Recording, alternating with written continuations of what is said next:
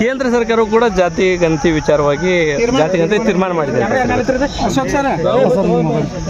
ನಮ್ಮ ಮ್ಯಾನಿಫೆಸ್ಟೋನಲ್ಲೇ ಹೇಳಿದ್ದೀವಿ, socio economic and caste census ಆಗಬೇಕು ಅಂತ ಹೇಳಿದ್ವಿ. ಗೊತ್ತಿಲ್ಲ ಅವ್ರಿಗೆ ಬರೀ ಕ್ಯಾಸ್ಟ್ ಸೆನ್ಸಸ್ ಮಾಡ್ತಾರ, ಸೋಷಿಯೋ ಎಕನಾಮಿಕ್ ಸರ್ವೆ ಮಾಡ್ತಾರ ಏನೋ ಅಂತ ಗೊತ್ತಿಲ್ಲ. ಅದು ನೋಡ್ಬಿಟ್ಟು ಹೇಳ್ತೀನಿ ನಾವು. ಬರೀ ಈಗಿರ್ತಕ್ಕಂಥದ್ದು ಕ್ಯಾಸ್ಟ್ ಸೆನ್ಸಸ್ ಮಾಡ್ತೀವಿ, ಮತ್ತೆ ಜನಗಣತಿ ಮಾಡ್ತೀವಿ.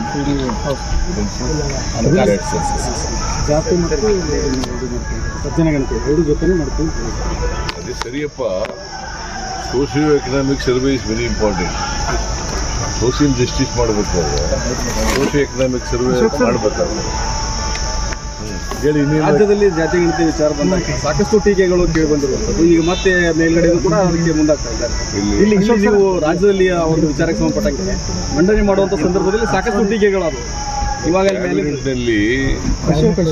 ಕ್ಯಾಬಿನೆಟ್ನಲ್ಲಿ ಮಂಡಿಸಿದ್ದೀವಿ. ನಾನು ಎಲ್ಲ ಸಚಿವರಿಗೂ ಕೂಡ ಒಪಿನಿಯನ್ ಕೊಡಿ ಅಂತ ಹೇಳಿದ್ದೀನಿ. ಅವರು ರೈಟಿಂಗ್ನಲ್ಲಿ ಕೊಡ್ತೀವಿ ಅಂತ ಹೇಳಿದ್ದಾರೆ. ಅವ್ರು ಕೊಟ್ಟ ಮೇಲೆ ನಾವು ಮತ್ತೆ ಕ್ಯಾಬಿನೆಟ್ ಮುಂದೆ ತಗೊಂಡು ಚರ್ಚೆ ಮಾಡ್ತೀವಿ. ಇವತ್ತು ಕೇಂದ್ರದಲ್ಲಿ ಈ ಉಗ್ರರ ದಾಳಿ ವಿಚಾರಕ್ಕೆ ಸಂಬಂಧಪಟ್ಟಂತೆ ಸಂಪುಟ ಸಭೆ ನಡೆದಿದೆ. ಎಲ್ಲೋ ಒಂದು ಕಡೆ ಯುದ್ಧ ಘೋಷಣೆ ಮಾಡ್ತಾರ ಅನ್ನೋ ಒಂದು ವಿಚಾರದಲ್ಲಿ ಚರ್ಚೆಗಳು ಶುರು. ಯುದ್ಧ ಅನಿವಾರ್ಯ ಆದರೆ ಯುದ್ಧ ಮಾಡ್ತೀವಿ. ಯುದ್ಧ ಮಾಡೋಕ್ಕೆ ಪಾಕಿಸ್ತಾನ ಮೇಲೆ ಯುದ್ಧ ಮಾಡಿ ಭಯೋತ್ಪಾದನೆ ಮೂಲೋತ್ಪಾದನೆ ಮಾಡಬೇಕು, ಭಯೋತ್ಪಾದನೆಯನ್ನು ನಾಶ ಮಾಡಬೇಕು. ಅದು ಮಾಡ್ತಕ್ಕಂಥ ಕೆಲಸವನ್ನು ಕೇಂದ್ರ ಸರ್ಕಾರ ಮಾಡಬೇಕು. ಮತ್ತು ಎಲ್ರಿಗೂ ಭದ್ರತೆ, ಸೆಕ್ಯೂರಿಟಿ ಕೊಡಬೇಕು. That is what I mean. ನಾನು ಯುದ್ಧ ಮಾಡಬೇಡಿ ಅಂತ ಹೇಳಿಲ್ಲ. ಯುದ್ಧ ಮಾಡೋದಾದರೆ ಮಾಡಿ ಭಯೋತ್ಪಾದನೆಯನ್ನು ಕೂಡ ನಾಶ ಮಾಡಿ. 71ನಲ್ಲಿ ಪಾಕಿಸ್ತಾನದ ವಿರುದ್ಧ ಮಾಡಿ ಪಾಕಿಸ್ತಾನದವರು ಬಗ್ಗು ಪಡೆದಿದ್ರು. ಸುಮಾರು 80,000 ಜನ ಸೈನಿಕರನ್ನ ಶರಣಾಗತರಾಗಿದ್ದರು. ಪಾಕಿಸ್ತಾನ ಸೈನಿಕರು 80,000 ಜನ ಶರಣಾಗತರಾಗಿದ್ದರು. ಸರ್, ಇದೇ ಈ ಟೆರರಿಸ್ಟ್ ವಿಚಾರಕ್ಕೆ ಸಂಬಂಧಪಟ್ಟಂಗೆ ಇದು ಕಾಂಗ್ರೆಸ್ ಬಿಜೆಪಿ ಮಧ್ಯೆ ಸಾಕಷ್ಟು ಟ್ವೀಟ್ ವಾರಗಳು ನಡೀತಾ ಇತ್ತು. ನಿನ್ನೆ ಮೋದಿಯವರ ತಲೆ ಇಲ್ಲದ ಒಂದು ಫೋಟೋನ ಅಂಟಿಸಿ ಕಾಂಗ್ರೆಸ್ ಟ್ವೀಟ್ ಮಾಡಿದೆ. ಇವತ್ತು ಅದನ್ನು ಡಿಲೀಟ್ ಮಾಡಿದೆ. ಎಲ್ಲೋ ಅದೊಂದು ಕಡೆ ಕಾಂಗ್ರೆಸ್ಗೆ ತಿರುಗುಬಾಣ ಆಗ್ತಾ ಇದ್ದಾವೆ ಇಂಥವೆಲ್ಲ. ನೋಡಿಯಪ್ಪ, ಸೋಷಿಯಲ್ ಮೀಡಿಯಾದಲ್ಲಿ ಯಾರು ಮಾಡ್ತಾರೆ ಏನು ಅಂತ ಗೊತ್ತಿಲ್ಲ. ಅವೆಲ್ಲ ಮಾಡಕ್ಕೆ ಹೋಗ್ಬಾರ್ದು.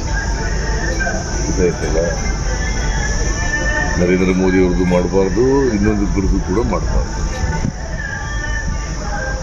ಯಾರ್ದು ಮಾಡಬಾರ್ದು. ಸ್ವಾತಂತ್ರ್ಯ ಇದೆ ಅಂತೇಳಿ ನಮಗೆ ವಾಕ್ ಸ್ವಾತಂತ್ರ್ಯ ಇದೆ, ವ್ಯಕ್ತಿ ಸ್ವಾತಂತ್ರ್ಯ ಇದೆ ಅಂತ ಏನು ಬೇರೆಲ್ಲ ಮಾಡೋಕ್ಕಾಗಲ್ಲ. ಇನ್ನೊಬ್ಬರಿಗೆ ಡಿಫೇಮ್ ಮಾಡ್ತಕ್ಕಂಥ ಕೆಲಸ ಮಾಡ್ತಾರೆ. ಇನ್ನೊಂದು ಈ ವಿಚಾರದಲ್ಲಿ ಈಗ ರಾಜತಾಂತ್ರಿಕ ನಡೆಯನ್ನ ಕೇಂದ್ರ ಸರ್ಕಾರ ಇಟ್ಟಿರುವಂಥದ್ದು.